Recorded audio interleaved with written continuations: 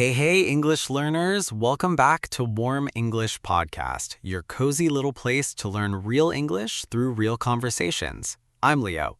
And I'm Maya, your two English friends, not your teachers. If this is your first time with us, welcome. And if you've been here since the beginning, thank you, honestly, for sticking around through these first few episodes. Quick preview before we start, actually. Today we're covering things like hitting snooze one too many times, falling off the wagon completely, and finally finding your groove again. So stick around for that. Okay, so Maya, I have to know, did you hit snooze this morning? Be honest. 3 times, Leo. 3 separate times, each one with a full promise to myself that this was the last one. 3 times is impressive, honestly, in a slightly concerning way. I know. But then Biscuit walked across my face again. So really, the alarm clock and the cat are working as a very effective team against me. Oh, that's a partnership I did not expect to hear about today, but I respect it completely. Anyway, once I actually got up, made coffee, sat by the window for a bit, I felt fine. Honestly, it's just that first 10 minutes that's a genuine battle every single day. I think that's such a relatable feeling, actually, and I think most people assume mornings should feel easy once you have a routine. Mine still don't, most days, if I'm being completely honest. I think we put so much pressure on the word routine itself, actually. Like once you have one, everything should suddenly feel effortless and smooth every single day. That's such a fair point. A routine isn't a magic fix at all. It's really just a starting shape, something you keep adjusting as life keeps changing around you. Which brings us perfectly into today's topic. Go on. Today we're talking about morning routines, but not the perfect kinds you see online, the 5 a.m. wake up, cold shower, 3-hour productivity kind. We're talking about the real, slightly messy, good enough kind. I love that distinction already, honestly, because I think a lot of people, myself included, feel like a failure the moment their real morning doesn't match some perfect version they saw somewhere. Exactly. So today's whole point is your morning routine doesn't need to be perfect. It just needs to actually work for you, imperfections and all. I actually got the idea for today's episode from a comment, honestly. Someone said they'd tried 17 different morning routines from the internet, and none of them lasted more than a week. 17? Genuinely? 17, they said. And I think that's exactly the problem with most routine contents out there. It treats the routine itself as the goal instead of treating your actual life as the starting point. That's such a sharp way to put it, honestly. The routine should fit the life, not the other way around. Quick note for anyone new here. This podcast is made for A1 to C1 learners, so we'll keep things clear. And every episode, we pick real phrases and talk them into your head through real stories, not worksheets. And stick with us until the end because there's a small challenge for you today, too. Okay, let's start with the moment we already mentioned, waking up itself. To hit snooze. To hit snooze means to press the button that delays your alarm, giving yourself a few extra minutes of sleep, usually more than once. I did this constantly for years, actually, sometimes 5 or 6 times in a row until I was genuinely running late every single morning. What finally changed that habit for you? I moved my phone across the room, honestly, so I physically had to get up to turn off the alarm. Once I was standing, staying up became so much easier than the snooze button ever was. That's such a practical fix, actually. Removing the temptation completely instead of relying on willpower alone. Willpower at 6 in the morning is basically non-existent, if I'm honest. Environment does most of the work in my experience, far more than any amount of determination or motivation I might have felt the night before while planning it all out. I think that's such an underrated idea, actually. We're taught that discipline is about mental strength, but half the time it's really just about removing the option to fail in the first place. That's such a good way to put it. Remove the option instead of relying on strength you might not have at 6 in the morning specifically when your judgment is honestly at its weakest point of the whole day. I also think there's no shame in needing tricks like that, honestly. People act like using a trick means you failed at discipline somehow, but I think it just means you're being realistic about how mornings actually work. Completely agree. A little bit of clever engineering beats a lot of willpower, most days. So to hit snooze, delaying your alarm for a few extra minutes, usually more than once. To hit snooze, phrase 1. Okay, next phrase, once you're actually up and moving, to find your groove. To find your groove means to settle into a comfortable rhythm, a pattern that feels natural and easy for you specifically. It took me actual months to find my groove with my current morning routine, honestly. I tried journaling first, which didn't stick, then meditation, which also didn't stick. Curious, what finally worked? Honestly, just making coffee slowly and sitting by the window for 10 minutes doing nothing productive at all. That's my groove, apparently, and it took a lot of trial and error to find it. I think people underestimate how much trial and error is actually involved. Everyone assumes there's one correct morning routine out there waiting to be copied. There really isn't, honestly. My groove would probably feel boring or useless to someone else, and that's completely fine. I think that's the part people miss most, actually, when they copy someone else's exact routine off a video online. It's not that the routine's wrong, it's just that it's their groove, not yours. That's such an important distinction, honestly. You can borrow ideas, but you still have to find your own version through trial and error every single time, since nobody else's life looks quite like yours. I tried a 5 a.m. wake up once too, actually, because I saw it everywhere online. Lasted exactly 4 days before I was exhausted and miserable by lunchtime. 4 days is honestly more patience than I would have had for a routine that clearly wasn't working for you. It taught me something useful, though, even in failing. My groove apparently doesn't start before 7, and that's just true for me now, no matter how many productivity videos suggest otherwise. I think there's real value in collecting those failed experiments too, honestly. Almost like data about yourself specifically, rather than proof that you've failed at mornings generally. That's such a healthier way to look at it, actually. Data, not failure. I might start thinking about my own failed attempts that way from now on, instead of quietly filing them away as proof that I failed at this somehow. So, to find your groove, settling into a rhythm that feels natural and comfortable for you. To find your groove. Phrase 2. Here's a phrase for people who rush straight into their day, to ease into it. To ease into it means to start something slowly and gently instead of jumping in at full speed immediately. I used to check my phone the second I opened my eyes, actually. Emails, messages, news, all before I'd even sat up in bed. Curious, how did that affect your mornings? Terribly, honestly. My whole nervous system was already stressed before I'd even brushed my teeth. Now I try to ease into it. Phone stays in another room for the first 30 minutes, no exceptions, even on the busiest days. That's such a big shift, actually. Easing into it instead of sprinting straight into everyone else's demands. It really is. The world can wait 30 extra minutes, I've learned. Nothing urgent ever actually happens in that window. I used to feel guilty about that 30 minutes, actually, like I was falling behind somehow just by not checking messages immediately. Where did that guilt come from, do you think? Honestly, I think we're taught that being available instantly means being responsible or hardworking, but nobody's ever actually needed me at 6:30 in the morning, not once, in years. That's such a freeing realization, actually, once you actually test it and nothing bad happens. It really is freeing. Easing into it isn't laziness at all. It's just protecting the one part of the day that's genuinely yours before it belongs to everyone else. I think that specific framing, protecting time instead of avoiding responsibility, changed how I think about mornings completely, actually. So, to ease into it, starting something slowly and gently instead of jumping in at full speed. To ease into it. Phrase 3.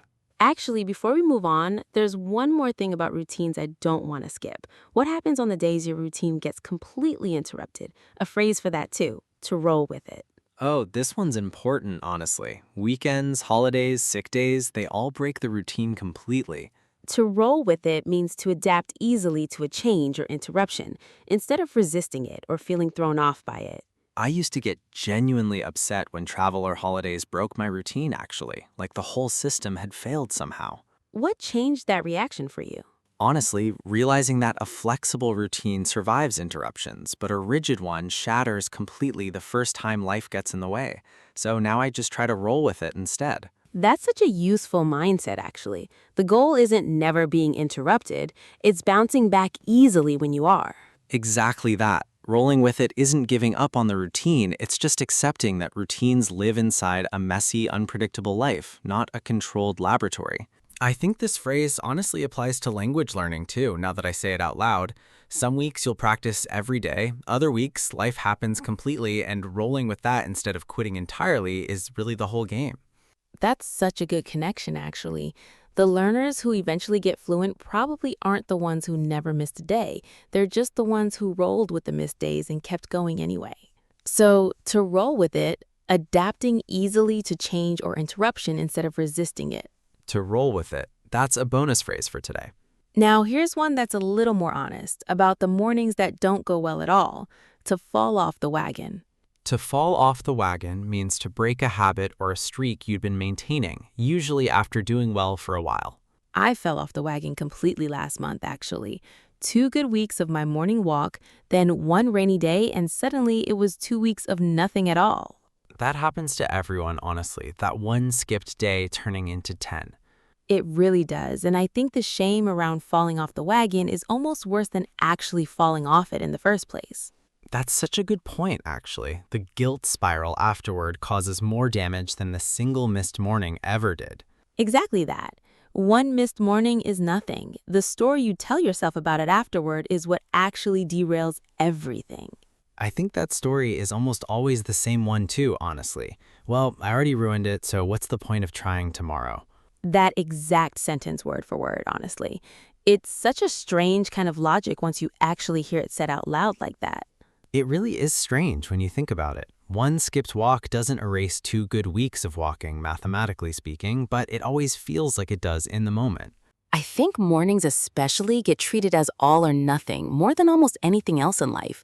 One bad morning and suddenly the whole week feels ruined. There's a strange perfectionism specifically around mornings, actually, that I don't think exists as strongly for evenings or afternoons. Nobody panics about one skipped evening walk quite the same way, oddly enough. That's true, actually. I wonder if it's because mornings feel symbolic, like they set the tone for everything else that follows that day, in a way other parts of the day just don't seem to carry. Maybe that's exactly it. A missed morning feels like it's predicting the rest of the day will fail too, even though logically that's not actually true at all most days once you actually stop and check. Logically, it isn't true, but emotionally, that morning sets the tone belief runs pretty deep for a lot of people, myself included some days. So, to fall off the wagon, breaking a habit or streak, usually after doing well for a while. To fall off the wagon, phrase 4. Which brings us naturally to the next one. What happens after you fall off? To get back on track. A phrase that I think matters more than almost anything else we're covering today, honestly. To get back on track means to return to a habit or routine after a break, without waiting for some perfect restart moment. When I fell off the wagon last month, I didn't wait for a Monday or the first of a new month or any special date. I just got back on track the very next morning, rain or not. Why does the timing matter so much, do you think? Because waiting for the perfect restart moment often means waiting forever, honestly. Tomorrow always feels more convenient than today. I think that's genuinely one of the most useful things we've said today, honestly. You don't need a perfect Monday to get back on track. You really don't. Any morning works exactly the same as any other morning, once you actually decide. I think Mondays get an unfair amount of pressure, honestly, as if they're the only legitimate starting point for anything at all. There's something almost arbitrary about it too when you actually think about it. A Wednesday restart works exactly the same as a Monday one, mechanically speaking. I've started restarting on whatever day I actually notice I've fallen off instead of waiting. Sometimes that's a Tuesday. Sometimes it's a random Thursday afternoon. That's such a practical shift, honestly. Removing the waiting period entirely and just acting the moment you notice. Exactly that. The noticing is really the only requirement. Everything after that is just deciding to begin again. I think there's also something freeing about realizing you can restart midweek, actually. It removes this whole waiting room you didn't need to sit in. That waiting room description is so accurate, honestly. Sitting there telling yourself you'll start properly on Monday while the days quietly pass by in the meantime. And usually, by the time Monday actually arrives, something else has come up anyway, and the cycle just repeats itself all over again. Which is exactly why removing the wait entirely is so useful, honestly. Today works. Right now works. That's really the whole trick. And it's honestly a much simpler trick than most people expect it to be. So, to get back on track, returning to a habit after a break without waiting for a perfect moment. To get back on track, Phrase 5. Here's a smaller phrase, but an important one, about celebrating along the way. Small wins. Small wins means little pieces of progress, worth noticing and celebrating, even though they're not the big final goal yet. I started celebrating small wins recently, actually, like making my bed or drinking a full glass of water before coffee. Tiny things, honestly. Does that actually make a difference, celebrating something that small? It really does, surprisingly. Noticing small wins keeps me motivated in a way that only focusing on the big goal never did for me. I think we're taught to only celebrate finish lines, honestly, and mornings don't really have finish lines at all. That's such a good point. A morning routine is just an endless series of small wins, really. Never one final destination. I actually keep a tiny list now, honestly. Just 3 small wins each morning. Nothing dramatic. Sometimes just got up when the alarm went off counts as one. Does writing them actually change anything versus just noticing them mentally? Surprisingly, yes, for me at least. Seeing them written down makes the morning feel like it actually accomplished something, even on the days nothing big happened at all. I think we're so trained to measure days by big outcomes that we completely miss the smaller evidence that things are actually going okay. That's such a lovely way to put it, honestly. Smaller evidence that things are going okay, even without a big finish line in sight. I think social media makes this harder too, honestly, because we mostly see other people's finish lines, their finished projects, their transformations,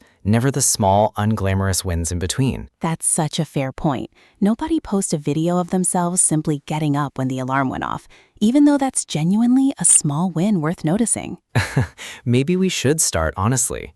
Today I got up on the first alarm doesn't sound impressive, but for some of us, some mornings, it genuinely is. I'd watch that content, honestly. The boring, real, small win version of mornings, instead of the polished highlight reel, might actually be more useful to more people than anything trending right now. So small wins, little pieces of progress worth noticing and celebrating. Small wins. Phrase 6. And here's our final phrase for today, about the long game. To make it stick. To make it stick means to turn a new habit into something permanent, something that lasts well beyond the first exciting weeks. For me, honestly, making it stick took almost a full year, with plenty of falling off the wagon along the way, and plenty of getting back on track too. A full year? Genuinely? Genuinely, yes. I think people expect habits to stick within 30 days, but for me, real lasting change took much longer than that, honestly. And I don't think I'm unusual in that at all. I think that's such an important thing to hear, actually, especially for anyone feeling discouraged after week 2. It really is. Making it stick isn't about speed at all. It's about simply not giving up completely, even through the slow, messy months. I think that's genuinely the most honest thing anyone's ever told me about habits, actually, that it can take a full year, not 30 days like everyone claims. Curious. Where did the 30-day idea even come from, do you think? It's repeated so often, almost like a fact. I honestly don't know, but I think it's appealing because it's fast and hopeful. A full year sounds discouraging by comparison, even though it's probably closer to the truth for most people. I'd rather hear the honest year-long version, though, personally. At least then falling off the wagon in month 3 doesn't feel like total failure. Exactly that. It's just month 3 of a year-long process, not the collapse of the whole project. I think that reframe alone could save so many people from quitting entirely, honestly, if they just expected the full year from the start instead of the fast 30-day version. It really could. Expectations shape whether we keep going or give up, almost more than the actual difficulty of the habit itself does. I've started telling people that up front now, actually, whenever anyone asks me for morning routine advice. Expect a year, not a month, and you'll be pleasantly surprised more often than discouraged. That's such generous advice, honestly, giving people permission to be slow instead of another impossible deadline to fail at. Permission is really the right word for it, I think. Permission to take the long way and still count it as success, even when it doesn't look impressive from the outside. So, to make it stick, turning a habit into something permanent, lasting beyond the first exciting weeks. To make it stick, our 8th and final phrase for today. Okay, let's do a quick recap before we finish, since we covered a lot today. We started with to hit snooze, delaying your alarm for extra minutes. Then to find your groove, settling into a rhythm that feels natural. To ease into it, starting slowly instead of rushing. And our bonus one, to roll with it, adapting easily when your routine gets interrupted. To fall off the wagon, breaking a habit after doing well. To get back on track, returning without waiting for a perfect moment. Small wins, little pieces of progress worth celebrating. And to make it stick, turning a habit into something permanent. 8 phrases, 1 honest conversation about mornings. The messy, real kind, not the perfect internet kind. And honestly, if your morning today looked nothing like any of this, that's completely fine too. I think that's such an important thing to say out loud, actually. There's no single correct morning, just the one that actually works for the life you're actually living right now. Now it's your turn, actually. In the comments, tell us, what does your actual morning routine look like? Imperfect version, completely welcome. And if you can, try writing it in English. Don't worry about mistakes either. This is a safe space, remember. We're your English friends, not your teachers. And if your morning is completely chaotic, kids, work, whatever it is, tell us that too, honestly. We genuinely love to hear the messy versions, not just the tidy ones. Actually, tell us your worst morning story too if you have one. Mine involves Biscuit, an alarm I slept through completely, and arriving at work with 2 different shoes on. So I promise nothing will shock us at this point. That's genuinely a strong contender for worst morning I've ever heard, honestly. It really happened, unfortunately. And somehow, that day still turned out fine, which I think is proof that one disaster morning doesn't actually predict the whole day or the whole routine falling apart, no matter how it feels in the moment. And speaking of today's small challenge, here it is. Pick just 1 phrase from today and use it out loud about your own actual morning. It doesn't have to be perfect. Say it to yourself, say it to a friend, say it to your cat if you have one like Maya does. Before we go, one last thing. If your morning today didn't go well, if you hit snooze 5 times or skipped your routine entirely, that's genuinely fine. It really is fine, honestly. Tomorrow morning is right there, waiting. No perfect Monday required. I think if there's one thing to take away from today, it's really that permission we talked about earlier. Permission to be slow, permission to fall off the wagon, permission to have a groove that looks nothing like anyone else's. That's such a warm way to end today's episode, honestly. Permission, over and over again in every phrase we covered. I mean it completely too. Whatever your morning looked like today, messy or smooth, hurried or slow, it counts. It's yours, and that's genuinely enough. No comparison to anyone else's groove required. Well said, honestly, well said. You're doing better than you think, even on the slow, messy mornings, and especially on the ones where you hit snooze 3 separate times. I'm Leo. And I'm Maya. And we'll catch up with you right here next time. Take care of yourselves, everyone.